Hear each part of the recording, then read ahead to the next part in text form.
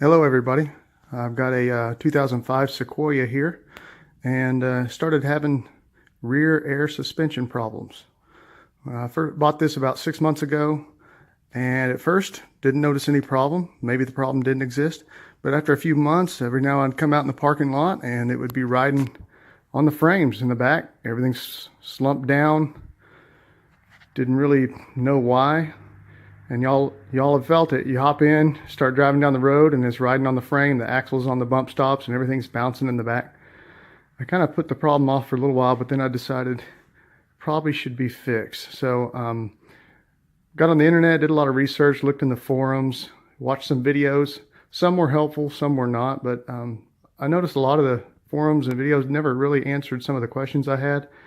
And so the purpose of this video is to let you know what I've run into, some of the problems I've seen, some of the quick little tricks that might save you some time and money. And in the end, I think I'm going to have this problem fixed for about $480 and just a few hours of labor. So let's get started. Let me take you through what I've done here. So when it first started happening, my question was, well, why is it happening? So I got on the internet, did some research in the forums, watched some videos, and I had some people talking about how to diagnose it. Read some people say you got to get up in here and squirt soapy water, and I'll show you why that was hard to do. Sounds right. You got to find where the air leak is. You got to know what part to replace. You don't want to waste a bunch of time and effort replacing parts that don't need it. But let me show you how hard it is to be squirting soapy water up in here. The air leaks could occur anywhere along your air lines, anywhere from the solenoid here, these air lines. This one runs over to the passenger side. This one here runs over to the driver's side, and this one runs back to the pump. I mean, you got to spray every fitting. Fitting. There's one on the passenger side, one on the driver's side. You got to spray all these airbags here, both of them. How in the world do you spray an air bottle? Soapy water. How do you spray soapy water up into the top of this without it dripping down in your face? And how can you check for air leaks? I'm not even at the top of this.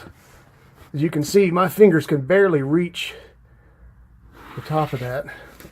And if I can hardly reach it, there's no way I can see small little bubbles popping up. So I tried that for about 5 minutes and said, no way, can't do that. So what else can I do? I can kind of troubleshoot this solenoid here. So let me lay the phone down and show you what I'm talking about. This is the solenoid that controls all the airflow from the pump to both bags. So this is on the driver's side, right inside of the tire behind this support here. So this one right here goes back to the pump. This one right here goes to the driver's side. This one right here goes to the passenger side. And so what I would do is when I'd come outside and I noticed that it was either low or completely lowered, like flat, I'd come back here and I'd start disconnecting these. Sometimes I would disconnect one and it would have air pressure and it'd go psh. I'd disconnect the other one and it's flat. Well, that doesn't make sense. Why is one flat but not the other? So then I thought, okay, well, that just means this is one airbag leaking. Just that one's leaking. Then I'd come back on another day when it's flat, pull this one again, completely empty. Pull this one, completely empty. Okay, that's different than what happened last time. Now we're really not making any sense. And I'll explain to you later what I think is going on there. But never, whether it was low or completely on the bump stops, the hose going back to the pump was never out of pressure. It always had air pressure. So what that tells me is this is a solenoid. There's no way they would build a solenoid to decide how to traffic airflow from right to left. It's going to be either on, shut everything off, or open everything up when the pump's running. So if this solenoid always holds air to close this off, I think it's also closing off air to these too. So that still doesn't explain why sometimes the right would be flat and the left would be holding air, or vice versa. So I'll get to that in a little bit. So that was kind of the troubleshooting I did here with the solenoid. Once this always held air pressure, I figured it's not a problem with the solenoid. It could be a problem with the airbags. Also, in the forums, I had many suggestions on, you got to check this, you got to check this, you need to check it this way. No one ever said it was a bad solenoid, they replaced it, or it was a bad fitting, they replaced it. I had several people say they found a leak on my airbag up at the top, or they found it down at the bottom, and they replaced it. So the only solutions I found was a leak in the airbags. They were dry rotted and cracked. So I decided to investigate that, take them off and take a look at them. So let me show you what I did. Turn around here. I got it jacked up. You got to jack it up to get to those air shocks. So a couple of questions I thought is, do you have to take the wheels off? Maybe if you take the wheels off, you'll have better access to the sides. You'll have more room to work, and no, you don't. Because when you jack your vehicle up, you got all kinds of space here, and you can see in here what's going on with your air hose fittings, and you can actually access them from here. So there's no need to take your wheels off. Another question is, how high do you need to jack it up? I thought you might need to jack it up to where the wheels are off the ground, but you don't. As you can see, I've got mine jacked up to where one wheel's touching, the other wheel touching. And it turns out, after I deflated my airbag and took it off, right here, you'll deflate your airbags and you'll take the little pod and you'll pull it off this here. I had probably 3 inches to spare. Plenty of room, plenty of space here to take these airbags out. So no need to jack it up all the way till the wheels are off the ground. One concern I had about jacking it up really high was my sensor. Let me get in here. I believe, I'm no expert, but I believe that, so here we are in front of the rear axle. I believe this is my sensor right here. So as the axle moves up closer to the chassis, it pushes this lever higher up, the sensor recognizes it, and it turns off the pump. So this is the sensor here that controls the pump. I wondered and I worried that if I jack the frame up too high, the axle drops too low, will it extend the sensor beyond the range of motion? It looks fine. I didn't hear anything break or pop, but we'll know when I put it all back together whether it's working or not, and I'll add that into the end of the video. So, don't have to jack it all the way up. You just got to jack it up to where the wheels are barely touching. Of course, use jack stands. Always be safe. I've got a jack on it plus 2 jack stands. So let's talk about what I did once I got it up. These fittings, you got to deflate your airbags before you take them off. Let me show you how you can get these fittings out. Going back here to the solenoid again. So, this is an air line. It's plugged in. Plug it in, and then I'll connect this. You've got pretty much two connectors on every air line. First thing you want to do, extend this, pull it out. These little guys, these are the guys that'll give you trouble. They are actually another clamp inside that clamps onto a lip of that air hose. And at first, their plastic's going to be kind of rigid.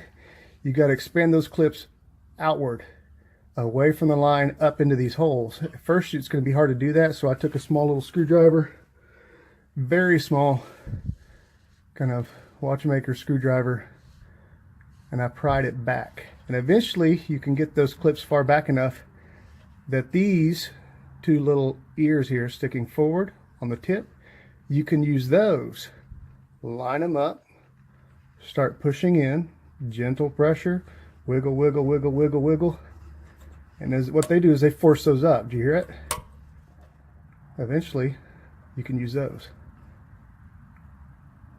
Now, once that's pushed those ears up, let me get a better angle on it here.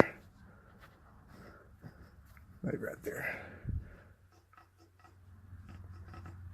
Ears are pushed up, slowly pull back on the hose, and it connects. Okay. So again, that's the lip that this is hanging on to. You got to separate that clip off, and to connect it, push it right back in till that one clicks, and then you push this one in. You got to turn it perpendicular, push it in till that clicks. So that's how you disconnect most of your air hoses. So I got it jacked up, and I watched some of the videos online, and I discovered a little trick here. I saw people trying to get up in here and disconnect the air hose at the top of the bag. Let me show you what you're dealing with here. Here's the air cell. Here's the old one. Okay.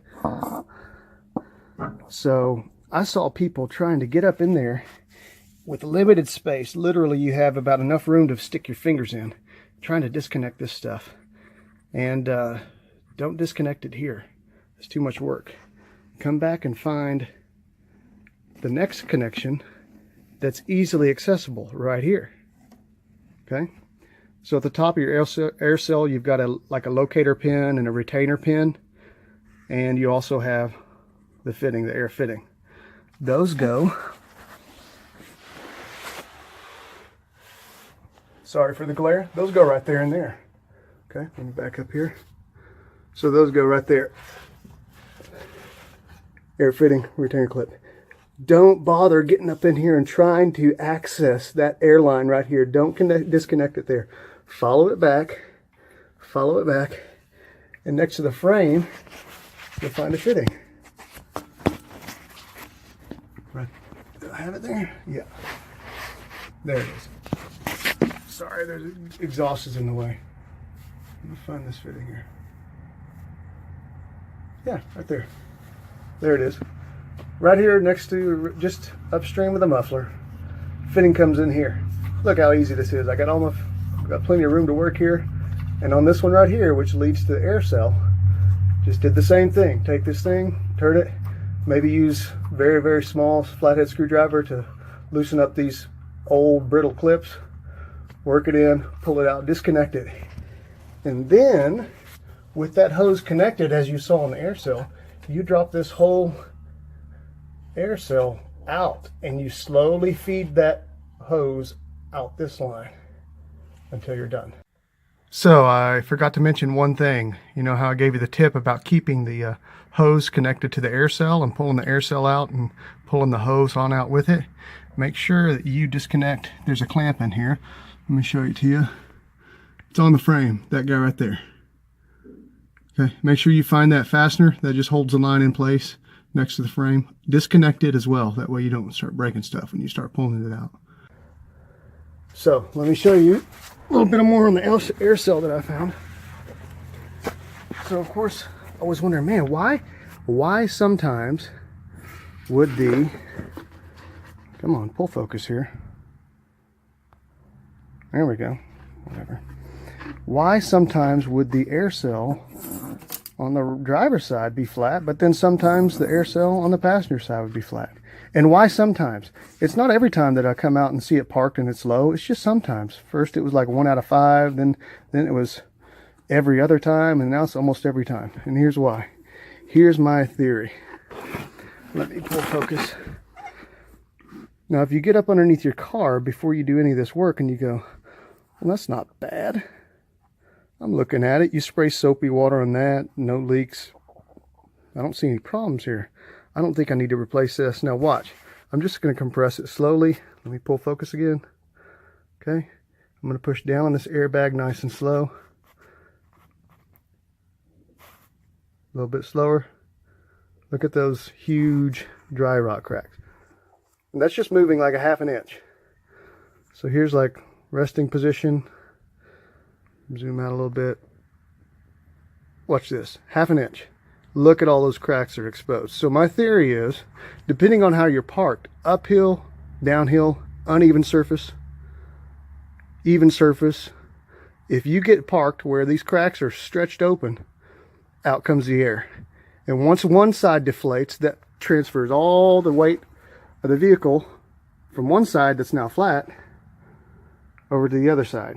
I don't know what's going on with my focus here. And then that one turns around and flattens out because it's got all the pressure on it. So I got online, ordered new parts. You can find these genuine air cells, Toyota brand. I got mine 240 each, so 240, 240s, 480. Shipped to me over the internet. Took about 5 days. Other people have said, man, I went to the dealership and they found a leak in the airbag, got it all replaced. It cost me, you know, $1,000, $1,200, $1,400, and I have, you know, you're paying for labor, and they're going to do it right. They're going to diagnose the leak, so they're going to check every single part, and that labor costs money. So a couple of tricks. Another trick, how do you get